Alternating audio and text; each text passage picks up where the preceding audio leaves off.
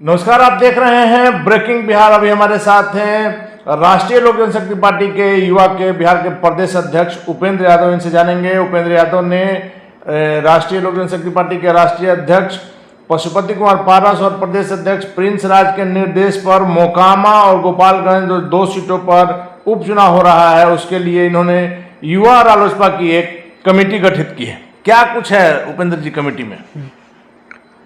हम लोग को चूँकि पार्टी के अलावे हम लोग पार्टी के राष्ट्रीय अध्यक्ष आदरणीय पशुपति कुमार पारस जी और प्रदेश अध्यक्ष आदरणीय प्रिंस राज जी के द्वारा निर्देश दिया गया है कि सब जो 2 विधानसभा में उपचुनाव हो रहा है, वहाँ सभी जितने भी पार्टी के पदाधिकारी हों, दलित सेना के पदाधिकारी हैं, युवा विंग हैं या फिर महिला हैं, छात्र हैं, देखिए हमारे सभी विंग जो हैं एक्टिव होकर के और दोनों क्षेत्र में कैंपेनिंग प्रचार प्रसार एनडीए समर्थित भारतीय जनता पार्टी के उम्मीदवार मोकामा में सोनम देवी जी हैं, गोपालगंज में कुसुम देवी जी हैं जी।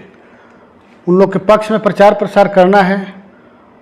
इसी क्रम में हम लोग कल युवा रालोसपा जो है कल दोनों जगह मोकामा और गोपालगंज दोनों जगह हम टीम लगभग 9 लोगों का टीम बनाए गठन किए हैं और कल दोनों टीम लोग है निकल रही है और हर जगह हम लोग गांव-गांव जा कर के और नुक्कड़ सभा के माध्यम से चौक चौराहे पे टाउन में जहां टाउन होगा नुक्कड़ नाटक के माध्यम से लोगों को बताने का काम करेंगे।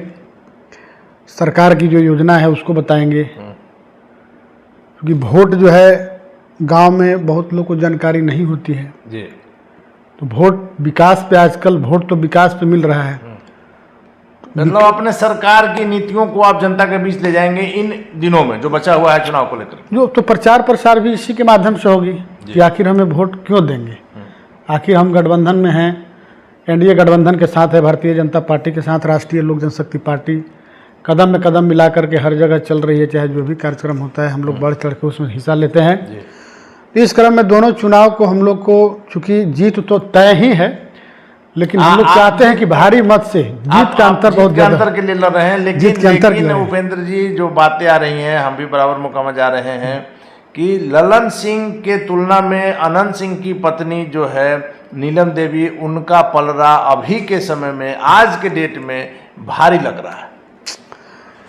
आपको हम बता देते हैं कि धरातल पर कुछ और रहता है और बाहर कुछ और होता है। तो धरातल को लोग जो है सो कि बहुत कम लोग समझ पाते हैं। जैसे हम नहीं समझ पा रहे हैं। आखिर वोट तो जनता को देना है जी। तो अब होता है कि अब इन लोग जैसे सरकार में हैं तो सरकार का तो तंत्र बहुत ऊंचा होता है। इनके पास सरकार के मतलब है कि बिहार में सरकार में इन लोग हैं तो सरकार के तंत्र से कुछ भी कर सकते हैं। माना भी जाता है कि उपचुनाव में सरकार जिसकी रहती है उसका पलड़ा भारी नहीं रहता है, उसका माने उसका एक माहौल बनाया जाता है जी। तो माहौल तो बनाने से जनता तो माइंड सेट है, लेकिन माहौल बनाने से कुछ होता नहीं। उपेंद्र जी नॉमिनेशन के दिन भी आप थे, आपने देखा होगा मोकामा जो है वो गढ़ है अनंत सिंह का, और ललन सिंह भी अच्छे बाहुबली हैं और अच्छा उनका भी कद है, लेकिन अनंत सिंह का गढ़ है, इसको आप नहीं इनकार कर सकते। गढ़ देखिए किसी का वो हमेशा के लिए नहीं होता है, वो जन्मजात नहीं होता है, समय तो बदलते रहता है, वो परिस्थिति बदलते रहती है जी।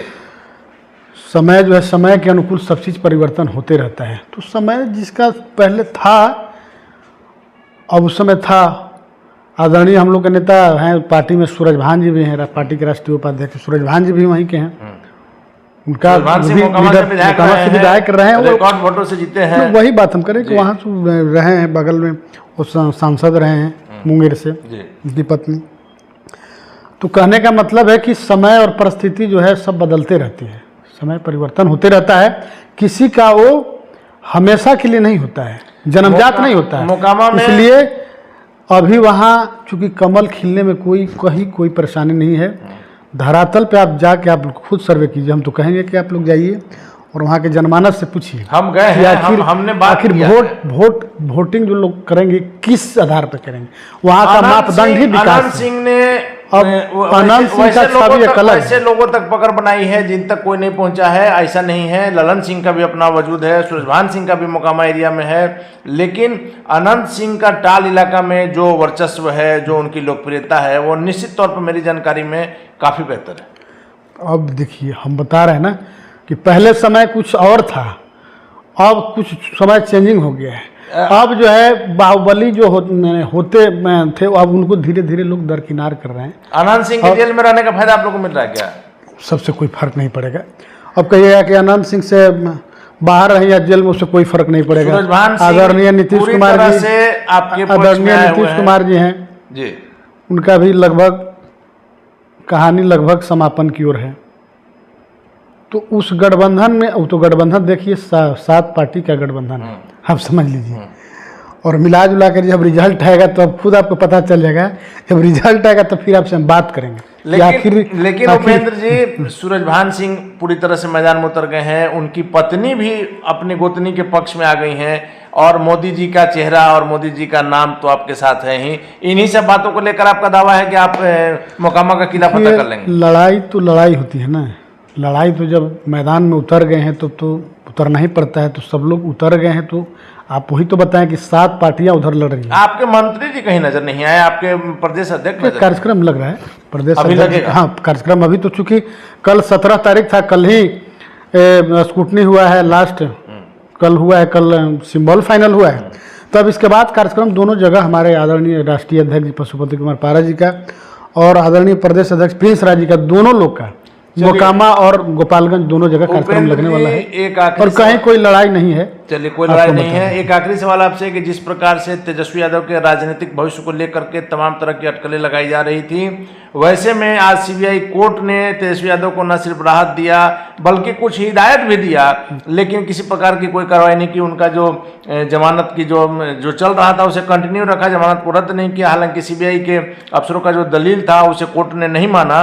और इसके बाद आरजेडी खेमे में, आरजेडी ऑफिस में जो आज उत्सव का माहौल था, फूल माला लड्डू जो बटा, इसमें क्या कहेंगे? यदि यही फैसला गलत आया था तो सीबीआई फिर उनका बीजेपी के एजेंट हो जाती, और आज जो है वो लोग कानून का सम्मान कर रहे हैं। वो कहते हैं लोग, अगर उनके खिलाफ अगर आदेश निकलता तो उन लोगों ने कहता, फैसला निकलता तो उन लोग तो कहता कि नहीं, ये पूरा सरकार जो है, सरकार के हाथों में, सीबीआई कोर्ट सारा चीज सरकार के हाथों में चला गया है। तो ऐसा कुछ नहीं होता है, सरकार का इसमें कोई रोल नहीं होता है, ये न्यायालय है। सीबीआई ऐसे भी स्वतंत्र इकाई है, सीबीआई स्वतंत्र है, या फिर आपका जुडिशियरी हो गया, हाई कोर्ट हो गया, सुप्रीम कोर्ट हो गया, ये सबसे अगर विश्वास लोगों को उठ जाएगा तो फिर लोकतंत्र ही नहीं रहेगा, सब खत्म हो जाएगा। कोर्ट पर ही एक आस्था बचा हुआ है, और कोर्ट, सीबीआई सब सेंट्रल ब्यूरोक्रेसी है, और इस जो है अपना ही काम करती है। आप इसलिए मानेंगे ना कि सरकार को इतना समय नहीं है कि सीबीआई को और किसी एजेंसी को निर्देश देते चले। सरकार को अपना काम है, सीबीआई और जो एजेंसियां हैं, स्वतंत्र एजेंसी, अपना काम कर रही है। वो तो दूर दूर तक सवाल नहीं है, लेकिन लोग कहते हैं तो उसको क्या किया जाएगा? दूर दूर तक नहीं, राजनीतिक फायदा भी है। और नहीं बोलेंगे तो उनके लोग जो होते हैं उनको लगता है कि आज उनके लोग हल्ला करते ना, आज उनके अगर विपक्ष में अगर उनके निकल जाता तो पूरा जो है लोग होता कि नहीं, केंद्र सरकार के दबाव में काम कर रही है, सारा चीज़ कर रही है। ऐसा कुछ नहीं है, एकदम लोगों को न्यायालय पे, सीबीआई पे ऐसा चीज़ है कि सब पे लोगों को भरोसा रखना चाहिए। और ये अपने खुद ये सब काम करती है, और जो भी काम करती है निष्पक्ष करती है, सही को सही और गलत को गलत ठहराना सीबीआई न्यायालय के सब काम होता है। धन्यवाद आपका। तो ये थे हमारे साथ राष्ट्रीय लोक जनशक्ति पार्टी के युवा के बिहार के प्रदेश अध्यक्ष उपेंद्र यादव जी, जिनका साफ तौर पर कहना है कि सीबीआई हो, माननीय कोर्ट हो, सभी अपना काम कर रहे हैं, अपने मतलब के हिसाब से किसी पर टिप्पणी करना कहीं से उचित नहीं है।